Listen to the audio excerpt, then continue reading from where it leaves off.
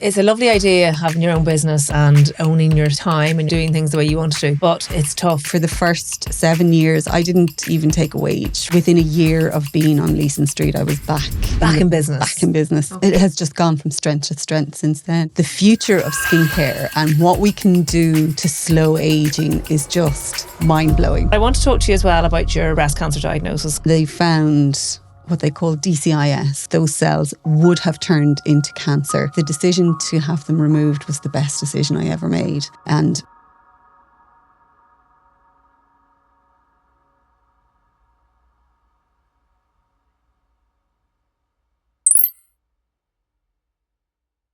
Eavanna Breen, celebrity facialist. I love it. How are you today? I'm doing really good, thank you. And your skin is just glowing. Oh, thank you. All the tricks of the trade. That's it. Yeah. So it's great to have you on. I love speaking to fellow business owners, but then also you have a very personal story that we're going to discuss about breast cancer as well.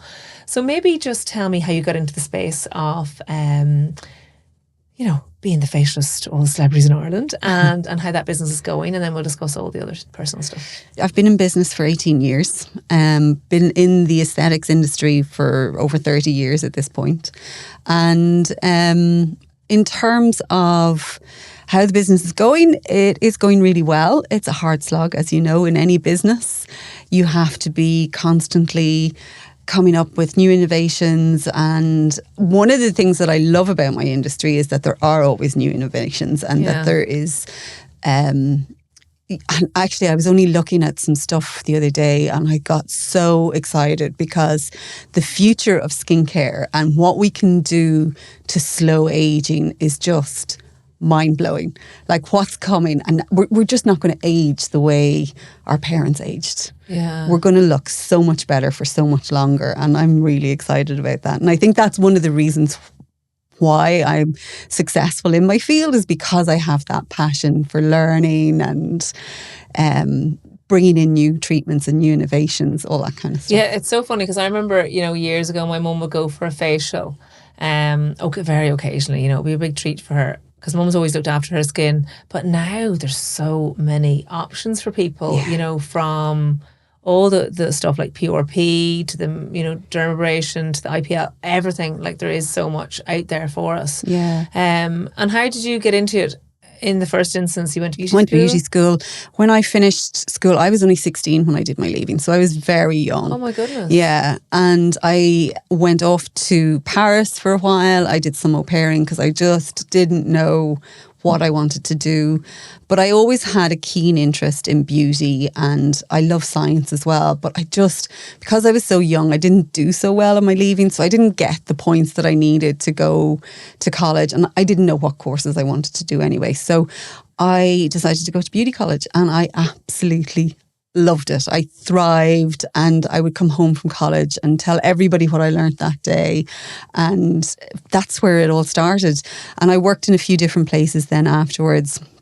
And then after a long period of working for somebody else, I realised I need to be doing this myself. I have learned everything I'm going to learn from someone else. It's time for me to step up the mark and do it for myself, go take the risk and steer my own course and not be beholden to somebody else all the time. And that's really why I set up my own salon, because I could see things that I wanted to do and treatments that I wanted to be able to offer people, and I was being held back and not being able to do that working for somebody else. So that's really why I started my own business. But it's not that easy, is it? When you it's a lovely idea having your own business and having your own hours and owning your time and yourself and doing things the way you want to do. But it's tough. And you set up your business just prior to the recession, didn't you? Yeah, so it was 2006. So we were still in the height of the boom, really, at that point, 2006, 2007. And then come 2008 is really when the recession kicked. So I had just over a year of being in business. And as anybody who started out in business knows, the first year is just mental. It's so hard. And I'll never forget the day that I got the keys to the building that we were opening the salon in, and I just remember thinking, shit, I have to make this work now. And that realization, that was the start of my sleepless nights. Okay. Yeah. So, yeah, it was very tough in the first few years. And actually, for the first 7 years, I didn't even take a wage from the business. It was that tough. I signed a lease that was very landlord friendly, and all my money was By going landlord into the friendly, you mean not friendly for you as exactly, well. exactly. Yeah. So That was back in the boom times when leases were yeah. outrageous, though. Yeah. Oh, it was. I mean, I bid on the lease. I was given bad advice in that bidding process by the accountant that I had at that time, and there was just. Damn accountants, I they can really know, fuck you and you over, kind of really trust. You know, you want to trust them, and because it was my first experience of having my own business and being in business, I was listening to advice that I shouldn't have listened to, but. Anyway, at the end of it, Is the key there actually, sorry, to get a number of people to advise you absolutely, when it comes to something like that? I and think not just so. believe one person? Yeah, yeah. Okay. I was very naive, Okay. and definitely, if I was going back and doing it again, I think part of it was just as well. I was so enthusiastic, and I wanted to just get going and just do it, and I probably should have slowed down a little bit more. Yeah, I think I've heard that a lot, where people just want to rush into things, and then so it's difficult. So sorry, I cut you off there. But anyway, you got the lease. Got the lease. So struggled for the first 7 years, and then finally realised I can't keep doing this. This isn't working. I need to get out of this lease or else I'm going to go bankrupt. So I had to negotiate my way out of the lease. I had to buy myself out of that lease, which cost a fortune. And what does that look like? Like, is that at the privy of the landlord? Like, Yeah. he could have said, "No, I'm not bothering," Yeah. and you would have just had to keep paying it. Yeah, I mean, like he had a piece of paper saying that I was obliged to continue paying that lease. So I had to say to him, look, if you don't let me out of this lease, I'm going out of business anyway. So we're going to have to negotiate something here. Okay. So it just took a bit of negotiating to get to a price that I could actually afford, you know. And then you had to buy out. And did you have the premises for that amount of months then that you had, like, technically paid him for in advance? No. Or did you have to, you bought yourself out and you left? I had to go. Yeah. Yeah. So all that work, you feel like All as if that you're work. working. It was just such a waste of money. That buyout was such a waste of money. Yeah. And then I had to find another premises. It was either find another premises or find another career, or, you know, so I decided I wanted to find another premises because I had a client base. I had clients that were very loyal to me. I had all this equipment. So I said, look, I'll just see if I can get another premises. And I was lucky enough to find where we are now on Leeson Street, and I absolutely love it there. It's actually a nicer part of town in terms of it's quieter. We're in the basement of the house on Leeson Street, and it's just a really nice, it's a lovely vibe around that area. Yeah. I love walking down the street and into. I love nice all the area. houses around there and looking down into people's kitchens and seeing what You they're little doing. snoop. Yeah. Well, they're having porridge. They're Exactly. having it, right. Okay. Great. And that is going well then. So that was the turnaround, Okay. and within a year of being on Leeson Street, I was back in business. Back in business, Okay. back in the black for the first time in all that many years. I was able to take a wage, and it has just gone from strength to strength since then, which is fantastic. That's brilliant. And then how do you find then, because I was asking this earlier, so I know the answer, but I want the listeners to find out. When you are the person that runs the business, people want to come to you because you're the one that's known to be great at the facials. So how are you able then to step away from that? Because obviously you have the marketing to do, you have the accounts to do, you have all of that. And then I think nowadays people that run businesses, they are just expected to be on social media, or people don't find you. Yeah. Unless you're going to pay big advertising fees for print and press and all the rest. So how do you manage your time in that way? And do people go to other people within your business now, or how does that work? So it is difficult, and it's one of the things that I struggle with all the time, is that because people do, as you say, see me on Instagram, and there's that trust there, and they see the knowledge that I have, and the staff that I have are amazing therapists and they're amazing facialists. They're shy on Instagram, so they don't particularly want to be on Instagram sharing their knowledge. So what we try to do is that I might do the initial consultation, and I'll say, okay, I'll do the consultation, and then one of the other girls is going to take care of your actual treatments. But none of them are in the business less than anything like 15 years. They're all 15 years plus experienced, and they're amazing therapists, and we're constantly training them. They're every time we take on a new treatment, they're doing all the training, and that they're lovely, lovely girls. They really know their stuff. So, my goal is to try and get more time out of the treatment room so that I can work more on the business and not in the business. When I'm working on the business really flourishes. So I don't see clients on a Monday or a Wednesday, and I see clients every other day. I take Sundays off. Okay. Mostly. Yeah. Kind of. Yeah. There's usually some Instagram, something or other to be done, course, which is still work. It's fun, but it's still work. Yeah. Yeah, it's in your head that you have to do it. Exactly. Yeah. So you never really switch off when you have your own business. You are constantly on, and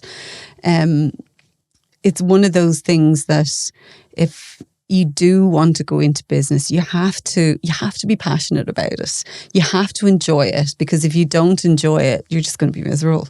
Yeah. You have to really enjoy the work that you do and be interested in it, because otherwise what's the point? Yeah. And how was COVID for you then? Obviously you couldn't get people into the salon. I'll never forget that. I'll never forget closing the door, and at the time we were being told 2 weeks. Oh God, I know. And I thought, how am I going to survive with no income for 2 weeks? How am I going to pay the girls' wages? What's going to happen? But it was, you very quickly had to realise, right, you pivot now. This is where you pivot, and you need to be visible to your audience. How are you visible to the audience? Instagram. So we did Instagram Lives. I did a series of really fun events called Skin and Gin, where people would buy tickets and we'd send them out a goodie box. And I had Celia Homan Lee and Glenda Gilson, and I had a whole load of celebrities that I would come and interview, and we'd do it over Zoom. And this was when we were in the height of lockdown and nobody could go out or do anything. So we were sending them out gin and beauty products, and we were talking about skin. And so that was a great way to keep in contact with my clients and sort of make things fun for everyone as well. Yeah. So we did that. Okay. And then obviously when we opened back up again, I'd say people were stomping. Knocking out the doors, it was overwhelming. Yeah. It was actually overwhelming. I was like, I'm not going to be able to continue working at this pace. Okay. It was insane. I know. Yeah. But it's like we all wanted to rush to the hairdressers and get our hair done. Because I tried to slay the grey back during COVID, and I decided I was just going to let my hair grow out.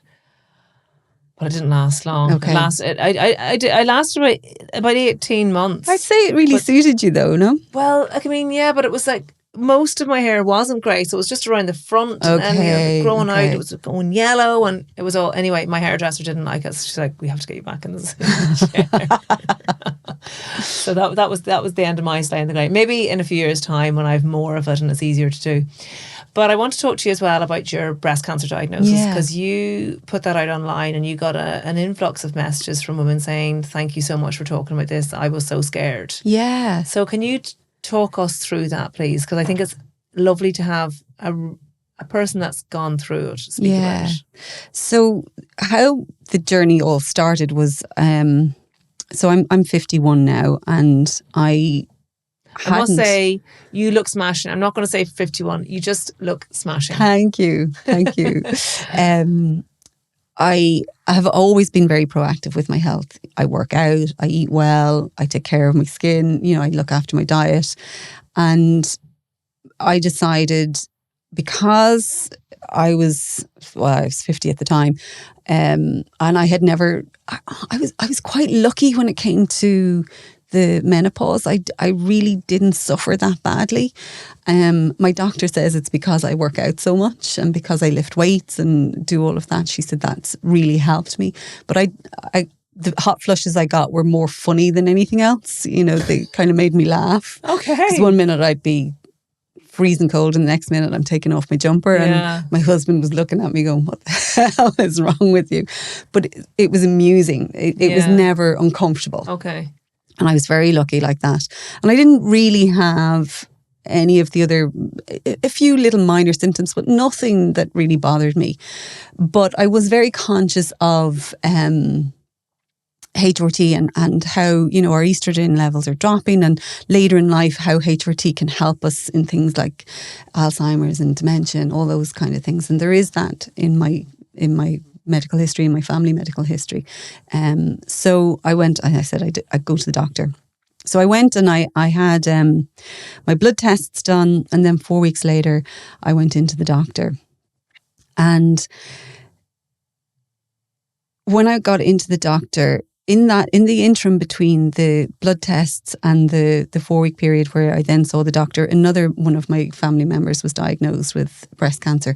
And I should say my mum passed away with breast cancer 17 years ago.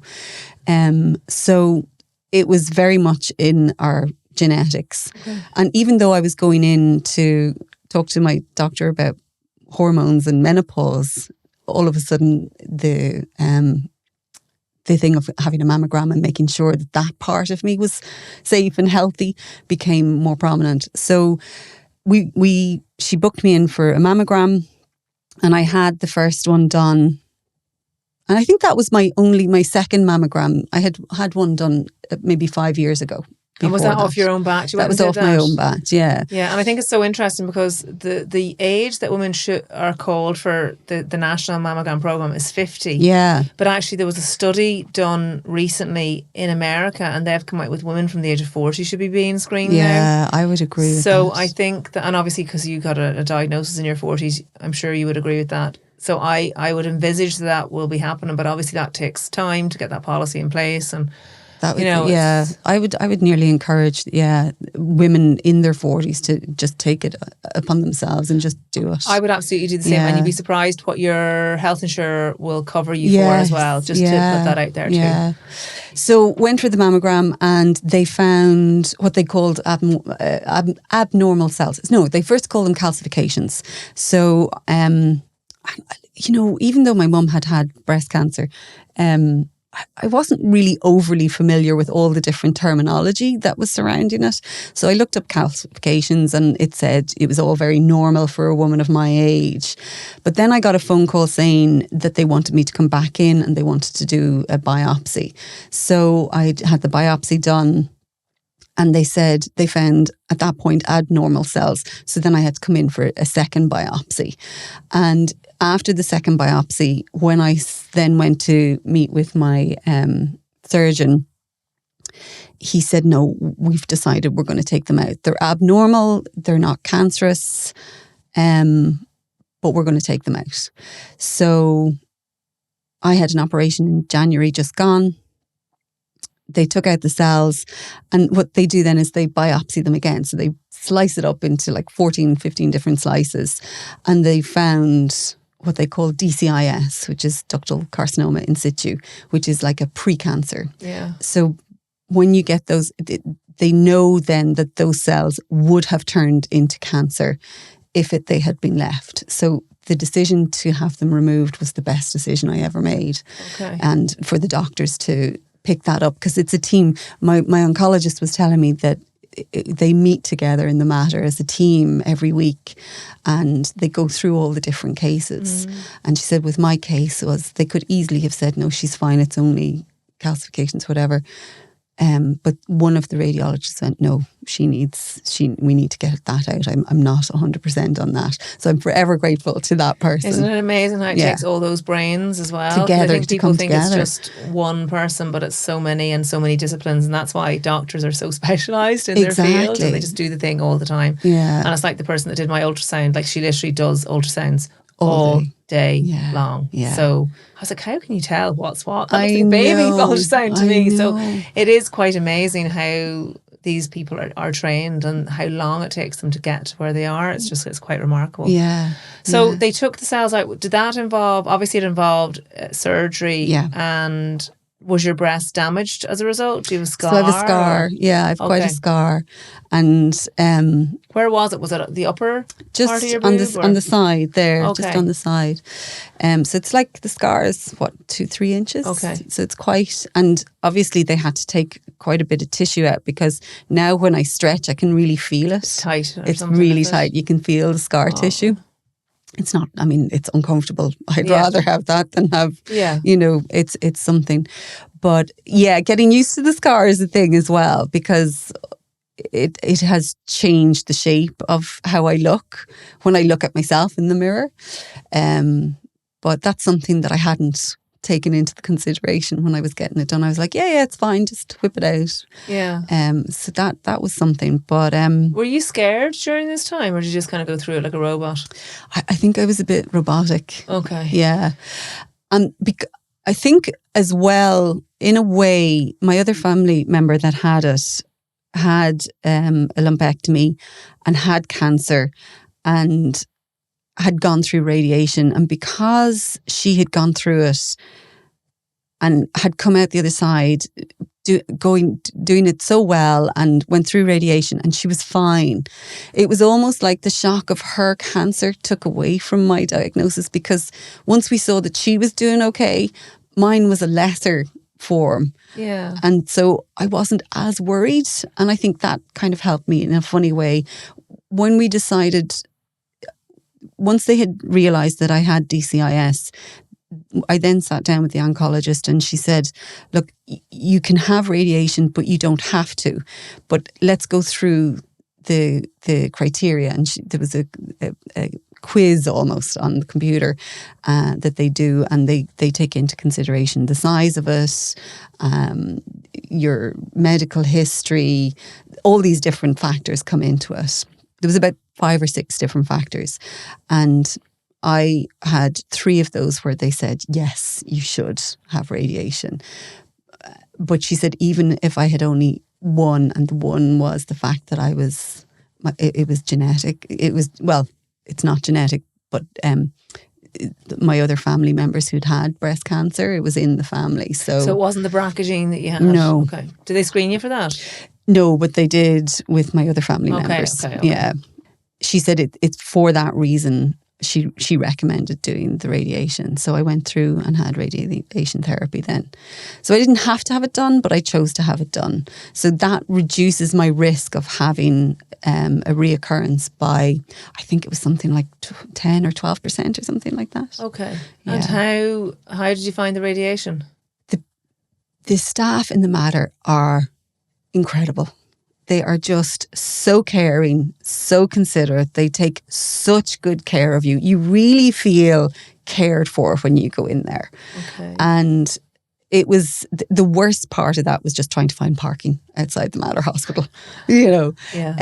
But going in, and yeah, I had to go in every day. So 5 days a week for 3 weeks. And that in itself was, trying to juggle work and clients and family and all of that was hard. But the actual going in, having radiation, you lie there, you don't feel a thing, and you're back out in 20 minutes. And were you working around this time as well? Yeah. I decided that I would take a couple of hours more in the day than I normally would have off, but I still worked, because we would work late nights and that in the evening. So I still saw clients in the evening. And I said if it got too much, I'd stop, but it never did. Okay. I was tired. Yeah. And it definitely took its toll on my body. I didn't have the same energy levels that I would have had normally, but I do feel, so that would have been in February or March. March it was. And I feel now, in the last couple of weeks, my energy levels are back to normal now. So you've literally just been through it. So when you and I were speaking initially, you'd literally just come out the other end, really? Yeah. Okay, I didn't realise I had thought that it was a little bit more in the past. So that's interesting. Yeah, it's very fresh. And you look well and you feel well now. Have your energy levels returned? My energy levels have returned. I would say even just in the last sort of 3-4 weeks, I just feel, I feel like Ivana again. Oh, yeah. Okay. Yeah. And did you get any counselling during it or after it? I was offered counselling. Okay. But funnily enough, the doctor that I had originally seen, my GP, is amazing. And one of the things that I had from menopause was I don't sleep very well. Okay. So she suggested doing, what do you call it? CBT? That's the one, yeah.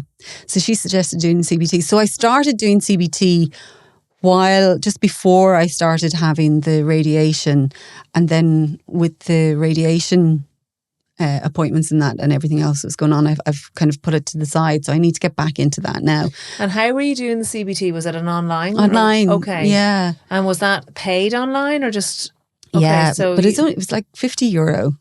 Okay. So it wasn't a huge amount of money.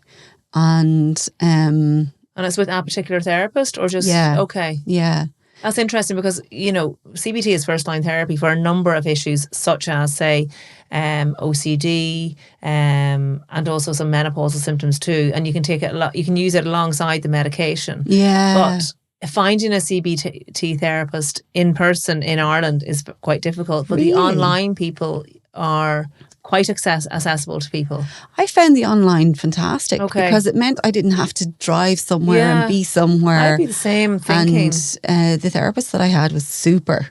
And you just go online, Google them, or did you get recommended by your doctor? No, my doctor put me into Silver Cloud or something is a platform that they use. Okay. And we'll put that name in our notes. We'll make sure we have it right. We'll put the name in the podcast notes. And she put me in contact with them, and it was all done via email, and my assessment was done online, everything. Okay. So it was very handy. Yeah. But that was more, since the radiation, I haven't done anything. So that's on me now. I need to get back to that. Okay. Yeah. And then in terms of the menopausal symptoms that you were experiencing that you went to the doctor with in the first instance to discuss HRT, has that happened, or can you not take HRT now because of the breast cancer? I can't take it now because of breast cancer, yeah. Okay. Although I do hear that there are people in the States saying that you can. Yeah, there's you can definitely use the vaginal estrogens. Yeah. There's been a huge massive study done in Scotland and Wales to show that it was safe in people that had even estrogen receptor positive breast cancer, because they really just act locally. Apart from an initial boom when you first start using it, depending on how atrophied your vagina is. But yes, there's studies coming out now that say that, like, say 5 years post breast cancer, given the all clear, etc., that there is the potential there for people to begin it, particularly if they have bad menopausal symptoms. And I think that everyone has to be looked at on a case by case basis. But you're going to have doctors that are just like point blank, no, I don't think so, or the evidence is suggesting that you can't. But then there are others that will be like, actually, we're going to look at this new refresh data and maybe we can do something for you. So what I would encourage anyone to do is to discuss it with a doctor who knows what they're talking about in that sense. And I'm not saying like who knows what they're talking about I'm not being facetious there. GPs are brilliant, but they need to know everything about everything. Yeah. And you can't possibly. So some GPs are particularly good when it comes to menopausal care. Yeah. And if you go to someone like that, they can potentially steer you in the right direction. Well, that's why I chose the GP that I went to, because she specialises in women's health. Okay. So Sinead Tussey is her name. She's in Raheny. She's amazing. So good. Yeah. She's so good. She's amazing. amazing. So many people that have been to her and just love her. Yeah. So it's lovely to have a woman in your corner. It's lovely to have a man in your corner too. 100%. I don't know. Yeah. No, she's so thorough, and she's so you really feel looked after. Yeah. That she has your back. That's the most important thing, isn't it? Yeah. Oh, that's great. So you're going to go back into CBT now. You're going to make a promise to yourself. Going to make a promise, definitely. Okay. Yeah. So you seem like you're fairly upbeat about it all, and I think it's wonderful that your story is such that, I went and got seen to. It was taken out. I got my radium, and now I'm kind of back on track. There's no need for chemo for you or anything like that. No need for chemo, thank God. Because they say DCIS isn't cancer. They say it's pre-cancer. So yes, ductal carcinoma in situ. So basically, it hasn't there's no blood supply to or anything like that, and it's just there. Yeah, that's the type that my mother had, but she had to have a mastectomy with it because it was in under the nipple. Okay, and we come from a family of modestly sized breasts. So if you were going to take a lump, you'd be nearly taking it all. Right. So that was okay. So it's interesting how different women will be diagnosed, but on to that point, it's also individual. Yeah. And that's why it's so important where those multidisciplinary teams get around the table and I think it's one of those things that I feel very, very lucky that I caught it, because when it happened, it brought back everything that we went through with my mom. And I actually was able to go through my mom's medical notes. And I was only reading down through them recently. And And when you look at the different steps and all the different appointments that she had, and she started off at grade 2 and she ended up in a very aggressive grade 4, and obviously it went downhill from there. But it made me think, God, if she had gotten it before, if she'd have known before, maybe she'd still be alive today. I know. And you can't think like that because it is what it is. But that's partly why I was happy to talk about it, to maybe try and encourage and for women not to be afraid to go and get tested, and not to be afraid. That horrible waiting period of the couple of weeks while you're waiting is so scary. But it's just, I think it's so important that women really take that time and look after themselves and make the appointment, and don't procrastinate on it. And I think you're right. And I've had that biopsy, having to wait that time, etc. And it is excruciating because all you're thinking about is, all I was thinking was, I want to be there for my kids when they're older. You know, it's funny, the things that are really important to you actually, when you think that you're staring maybe an illness or death, or, you know, the worst case scenario in the face. So yeah, it's important that women know. And often it's actually the best outcome that will happen to you. So just go and get seen to and get the mammogram done is the really important point here, isn't it? And as well, like in this day and age, you know, the death rate from breast cancer is so much lower than it used to be. And there's so much that they know now that they didn't know in my mother's day. And there's so much that they can do, that early intervention. And it's the same with skin cancer. I mean, we're talking about breast cancer, but obviously skin cancer is something that I encourage people to get skin checked all the time as well. It's that early intervention that makes all the difference. 100%. And you said about your mum, and you know, if the information had been there in her time, she probably would still be alive today. And that's why, you know, I always say we're standing on the shoulders of those women that went before us, because it's medical science, and it was only by them being diagnosed and it not having a good outcome that we are here today, and we have the interventions like we do to save your life. So it's so important to always remember them. Like, I always think that of all those women that went before us, and sure, my own granny, who probably had it for so many years before she even knew she had it. Right. You know, 'cause she died at 53 with it. So young. Oh my goodness, it's so young. Yeah. It's sad. But anyway, and it's great. So the outcome of this today should be for any woman that has any worry about their boobs or about their health, to go and get seen to. And it doesn't even have to be that you found a lump or that your breast looks different. Just go and get the mammogram and see. Yeah, exactly. Isn't that it? And just make it as part of your annual health check, you know, that you're particularly over the age of 50, but even at the age of 40, that you're doing your regular breast exams.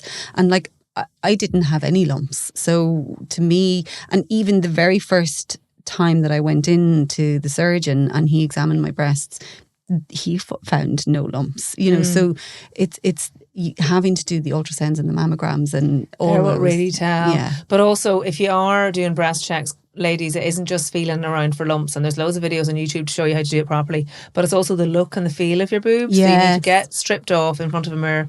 What do your boobs look like? If there's any dimpling, if there's any change in the shape, if there's any kind of, you know, funny discharge from the nipple, always just go and get them checked. So important, and you can have a really good outcome from it.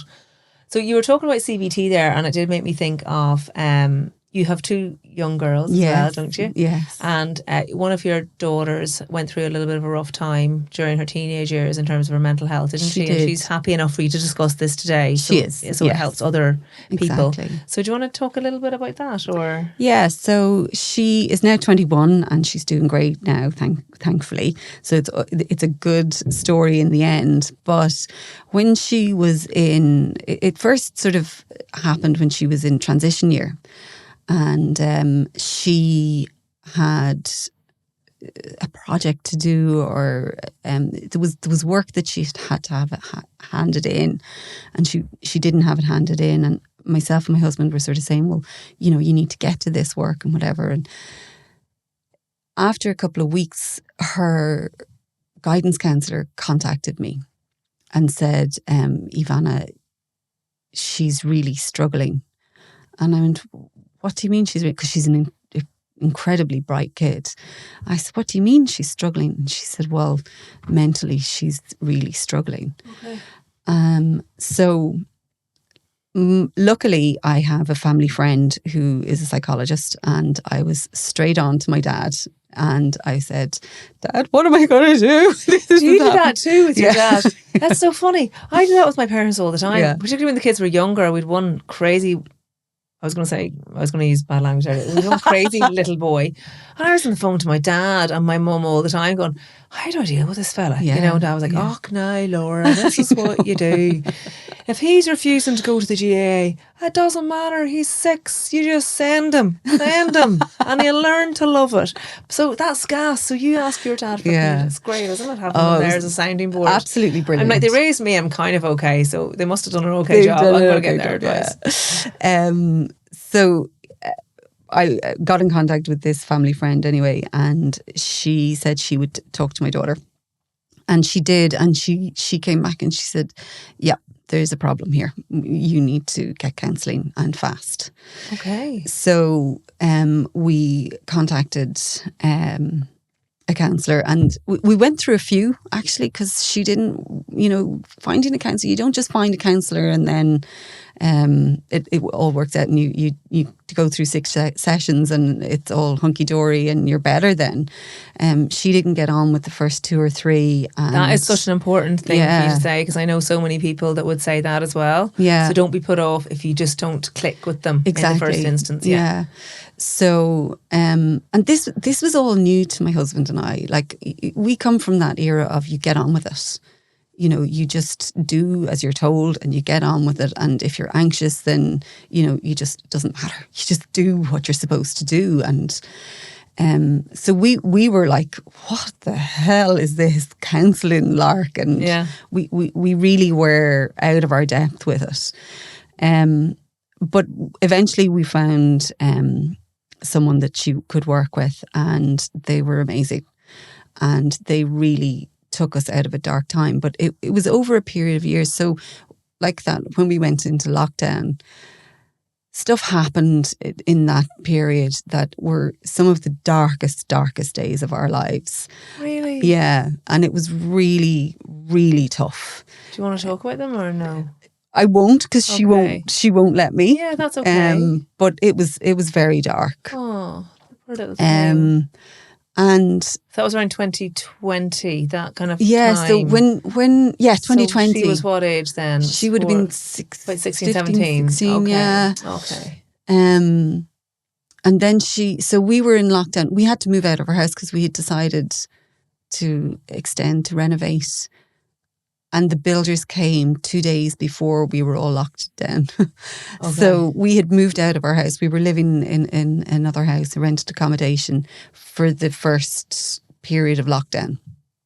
And in that period, that upheaval and that move was just probably some of the worst days of my life. It was just so hard trying to deal with her and manage her and talking to the counsellor. And I'll never forget the counsellor saying to me one day, Ivana, are you willing to do this for your daughter?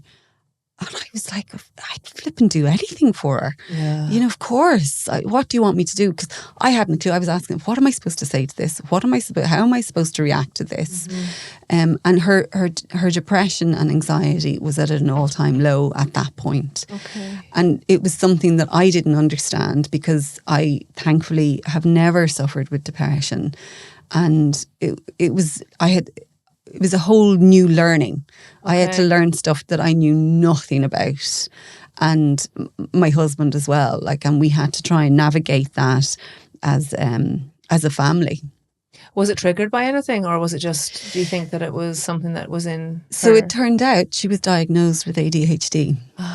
So it was because of the ADHD that it all happened, and that's why I was talking about being in 4th year, and it was that not being able to perform and hand in the products when she was supposed to, and then that built on her anxiety, and then there was stuff going on in her school, and girls can be horrible to each other. And it was a combination of the ADHD and what was going on in her school among her friends, and that really gave her enormous anxiety and Oh, the made her poor little depressed. thing. Yeah. So, but we worked hard on it, and as a family we worked hard on it, and she was amazing because she wanted to get better as well. Yeah. So she wasn't as hopeless as it was for her at times. She always, as she described it to me one time, she felt like she was in a bubble, and she just, every time she tried to get out of the bubble, it would just move. You know, like one of those circular things. Yeah. And she just couldn't get out of that bubble of depression. But she really, really wanted to get out of it. Okay. So she worked very hard on herself, and I'm so proud of her. Oh, and was she put on medication at all? Yeah. Okay. Yeah. And was she put on medication for ADHD, or was it for depression, or was it a combination of both? So depression, I'm so bad at remembering the names. That's okay. And then she was given Ritalin for the ADHD. And has that helped her? Because it has. No, she doesn't need it any longer. She used it when she was doing, because she then had to go and do her leaving cert. Okay. And she used it for her study throughout 5th and 6th year. But once she went out of that, she got into college, and she went down to Limerick. She was studying languages in Limerick. But that wasn't the best idea, because she was away from home, and then her depression started to come back. Okay. So where she had been doing well, and it started to fall back down again. So we just said, you don't have to stay. Come back. We'll figure it out. And again, it was that whole thing of, she really enjoyed the languages. She really enjoyed that element of learning. But she just couldn't hand in all the work that she was supposed to. She would get overwhelmed. And that's where the ADHD came into play. So we said, it's fine. Come back home. Be with us. We'll get you better again. And she's been absolutely thriving since then. Okay. Yeah. Does she only take the Ritalin during like college term, or does she take it all the time? She's not in college. She's working full time now. Okay. So she decided college wasn't for her. Okay. So she doesn't take the Ritalin anymore at all. Okay. Yeah. Because it's interesting, because some people will be prescribed Ritalin or Concerta or something like that, and they'll just be on it all the time, you know, forever, or else, you know, up until they reach a certain age and they find that they can manage their symptoms, or they just feel that they don't need the medication. Yeah. And then you have others that will take it for exams, or, you know, I would have had patients that would be upping it for exams and then lowering it back down again. So it just depends on the person. And that's why I think it's so important to have those conversations. But with ADHD, that anxiety and overwhelm can lead to depression. Yeah, that's exactly what happened. But it's finding a counsellor and getting the help, because I would get a lot of messages going, how do I get my child help? Because the mental health services here are just quite... Well, they're overrun. Yeah. Yeah. I mean, we were very lucky in getting the help that we got and finding the help that we got, and we realised that. When she turned 18, then it kind of changed because of the help that we were getting. She was no longer entitled to it because she had turned 18, and she wasn't 100% better at that point. So we had to then go and find somebody else again. But no, she's doing great now, thank God. Oh, that's brilliant. Yeah. I'm delighted. Yeah. And do you think that, so apart from the Ritalin, and she's not on it anymore, does she continue with her counselling then? No, she doesn't do the counselling, although she should. I think you should sign up for mummy and daughter and CBT exactly. Or whatever it is that you're doing. Isn't that right? Yeah, exactly. She's there are still things that she needs to work on, and she knows that. But I think she's a bit jaded from the counselling. She's just kind of, I just can't talk about this anymore. Yeah, okay, exactly. Great. So I think giving her space has always been what seems to help. And every time she feels overwhelmed, I just go, okay, well, it's fine. We don't need to do that then. So when you're ready and when that time comes, we'll go back there. But also, as a mom, I'm still kind of going, how are you feeling? What are you doing today? You know, are you okay? Yeah. You know. Okay. Yeah. And this daughter of yours, she came out as gay back when she was 13, which is, that's a young age to, I suppose, express yourself like that. But, and how has that been for her, that journey? Because obviously, I know that we're much more open in Ireland now, and we like to think of ourselves as really progressive and everything, but it's still can be something that people are teased about or something that people don't feel they fit in properly. Has she embraced that, or just has she found She it embraced it. road? Like I was saying to you, at the time she came out was the time of the vote for same-sex marriages. So there was an element, even though I kind of knew in my heart that I wasn't all that shocked when she told me she was gay. There was also the thing of, oh, sure, they all think they're gay now, because that went on at that time. Yeah. But as time went on, we realised, no, she's definitely gay. And it hasn't been to... One of the things as a parent, when you hear that from your child, is this is going to make life harder for her. And that's the heartbreak. For me, that was the heartbreaking part for me. Not that she was gay, but that life was going to be harder for her. And it hasn't affected her too much. She's such a great kid. She just gets on with things. Yeah. And she is who she is. And thankfully, she hasn't had any negative, her friends are really supportive of her. So no, it hasn't been a huge issue. At that time, and through the depression and that, it wasn't really about that. That wasn't why she was depressed. Yeah. It was the ADHD stuff really more so that was making her, because she felt that she wasn't achieving and that she wasn't getting to her full potential. It's the overwhelm the guilt cycle with ADHD that can affect people. Exactly. And girls can be affected differently than boys. So where boys can be agitated and like hyperactive, etc., girls can be more like, it can affect them psychologically, what you're saying about your daughter. And that's why in a lot of women, a lot of women in their like 40s are getting diagnosed now going, oh my goodness, my life now makes sense. Yeah. That's why I acted like that when I was a teenager, because girls can mask it a lot more, because we are conditioned to grow up in a society where, we would be more better at social skills than boys, etc. And we're just able to mask it. That's just the way it is. That's so that's interesting, why, isn't it? So she's really lucky that she got diagnosed at a younger age. So lucky. Because it's funny, because lots of women would say, I wish I had known this when I was younger, but I wasn't. And it's changed our lives, because I suspect my husband has ADHD as well, and he won't mind me saying that, because he admits it himself.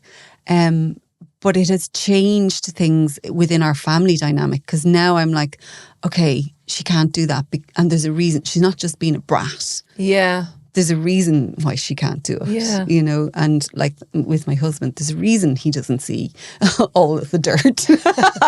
Well, now, right, there are men, the men that are listening here now, this is not an excuse to say, oh, I can't clean up after myself because I have ADHD. But I hear what you're saying. I do hear what you're saying. It's the task-orientated thing, and, the doing tasks and not being unable to do them, even no matter how simple they seem. Exactly. Yeah, exactly. it is. And so that, that understanding within the family makes us function better as a family, that we know what we're doing and we know what we're capable of, and how we can help each other. There's more understanding there, and that's why my heart would break for, say, families that can't get the help or access to care, and they're just in this cycle of fighting with each other all the time. Be it the parents, be it the kiddies that could, when there's aggro with kids, it can cause friction between parents, and it's just this cycle, and people don't get seen to. So, it is funny. Not funny. It is amazing how when a child is properly diagnosed and either medicated or counselled properly, the calming effect that can have on a family. And enormous. And that's why we really need to kind of push for better mental health services here. Absolutely. And to anybody who's going through it, I would say, it's not easy. Oh my God, it is the hardest thing that I have ever gone through, and like harder even than the grief of, it was even harder than that. But you have to be prepared to put in the work. You have to be prepared to be open to what the doctors and the psychologists are telling you, and to make change, and to make change, to look at yourself and make changes, your own ideas and your own perceptions of how things should be done or shouldn't be done. Yeah. And realize that you have to adapt. Yeah, and you have to be more understanding. It's almost like relearning how to parent in some ways as well when it comes to one of your kids. Isn't it? It's interesting. Ivana, what are your top 3 tips for skincare? Oh, I love this question. Now you're only allowed to say 3 because people get overwhelmed when we're giving them too much information. So this is for your average person at home with average income, can't afford to be spending an absolute fortune on things. What are the 3 things that they can do for themselves, for their skin? First and foremost, and it's the most important step, and if you're not doing this, the rest doesn't matter. Sunscreen. Okay. I know that's a really boring answer, but it's the right answer. It's so unsexy. I was just hoping you'd say something crazy, that we hadn't heard before. But okay. I know. So sunscreen. There's lots of stuff I could say that isn't, but the important step is sunscreen. Yeah. Okay. And then after that, funny enough, the next most important step is cleansing. If you're not taking the gunk off your face at the end of the day, then all this particulate matter that's landing on your face throughout the day is burrowing its way down into your skin and creating free radical damage. And that free radical damage is basically destroying your collagen, which is your scaffolding. It's what gives you strength and resilience and support in your skin, and it minimizes wrinkles and it slows. The more collagen you have, the slower you'll age. Okay, so it's the cleansing that's really important as opposed to the serums that you're throwing on your skin. Yeah. That is interesting. And milk cleanser or oil cleanser? I personally prefer an oil cleanser. Now, I know people with oily skin would say no to that, but actually the Skin Made cleanser, one of the brands that we stock in the clinic, has a clean and care cleanser. It's an oil-based cleanser and it's suitable for all skin types. Okay. There's one for oily skin, normal skin and dry skin. I quite like oil cleansers because they emulsify to your milk once you've wet them. Yeah, this one doesn't. Okay. But it binds to the oil and the debris from your skin, but it won't mess with your lipid barrier. And that's why I like it over a gel. When somebody uses a gel, often clients will say to me, I love the squeaky clean. Oh. But you should never have squeaky clean. It's not good for your barrier. Okay, so you like oily. And what about milky? Milky is good as well. Okay. Yeah, that would be my next. But the gels I wouldn't be overly fond of. Okay. Yeah. Can I ask you a question? And this is a purely selfish question for me. I love my eye makeup, but I find, as you can see, I find it difficult to get it removed with the normal cleansers that are out there. And I don't like using cotton pads. Okay. Just because what would you use? Don't tell me wipes. No, I just like to use the cleanser and just rub it into my eyes. I don't like using cotton pads because I feel I'm rubbing and it's friction on my eyes, and then I don't like that feeling. So you use cleanser, and then what do you take that cleanser off with? Just water, just like splash my face. It off. Yeah. But I'm willing to be open to alternative, because I used to use this one on that. I used to buy loads of them when I found it because it was very hard to get. It was just this Olay one, like for some reason, and it just worked. It just removed, because I used to wear the heavy eyeliner, heavy mascara, like love eye makeup. I don't wear any other makeup, just eye makeup. But I just find it difficult to remove it now because I can't find that eye makeup remover anymore that I used to use, and you can only get the oily ones that you use cotton pads. So please tell me. The Skin Made cleanser is great for removing, and it will take off waterproof mascara. I would say, you'd need a face cloth to get all the oil off. Okay. I wouldn't just splash it. Okay. So I would encourage a face cloth if you don't like cotton pads. Yeah. Okay. Yeah. It's also kind of the whole environment about cotton pads too, but that's just another story. Yeah. What's your third? Third, I guess it has to be retinol. Yeah. Because it is gold standard. Yeah. And in terms of anti-aging, it's all the data is there to say that it is the one ingredient that will change how your skin behaves, how your skin cells can behave. So the percentage of that now is in the next year or two, it's going prescription, isn't it? What percentage is going to be prescription? They're taking away retinol 1%. Yeah. And you're only going to be able to buy 0.3%. Over the counter. Yeah. Everything else is going to be prescription. But I think a lot of skincare companies are coming up with using a different form of retinol that will bypass all of that. So it's not going to be a huge issue after all. Okay. Yeah. And where can people find you, Ivana, if they're interested in reaching out to you? So our website is evannabreen.ie. Okay. And easy to remember. yes. Just your name. Yeah. Spelling it is what people get I wrong. know. Yeah, I was looking you up going EV, but it's EAVANNA. EAVANNA. And obviously Instagram as well. Yeah. Fantastic. So, what advice would you give young people today? Young people. I was chatting to my 13-year-old about this. I said, is this good advice? And she went, no, everybody says that, Mum. Are you trying to think of something? I've had people sit in the chair going, I Googled this just to see if I could come. I said, no, but it just has to be something that you'd like to give them. It doesn't have to be something you found. I think, and from seeing my children and how they're living their lives and knowing how I was at that age, and that I think being fearless is one of the things that I would try and encourage people to do, to be fearless, and particularly in the pursuit of your passion. You know, whatever you're passionate about, don't be afraid to follow that passion. I remember my dad saying to me when we were younger, you know, you can do and be whatever you want to be in this world. And I was like the cheeky teenager going, no, you can't. And he's like, absolutely, you can.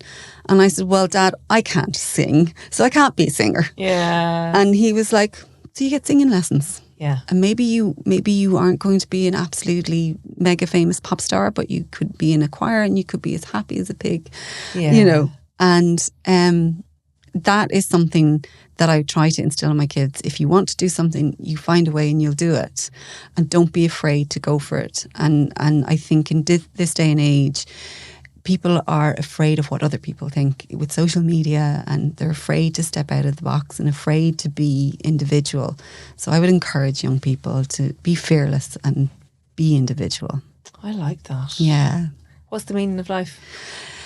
Oh, I mean, that's the ultimate question, isn't it? I love, Brian Cox. Yeah. So I love him, and I love listening to all the stuff that he says about the universe. And when you think about all the galaxies, they're like 300 billion galaxies and all this kind of thing, and you think about how small we actually are in the universe, and this tiny little speck of dust we are, and what he says is we have this opportunity. We're lucky to get this opportunity to shine a light and to spark, and then our spark goes out. So I think while you're shining, love and connection are the two things that will make your life meaningful. And if you have love and connection in your life, you'll have had a good life. Oh, that's lovely. Yeah. I agree. Ivana, it's been an absolute pleasure talking to you. Thanks for coming on. Thank you for having me.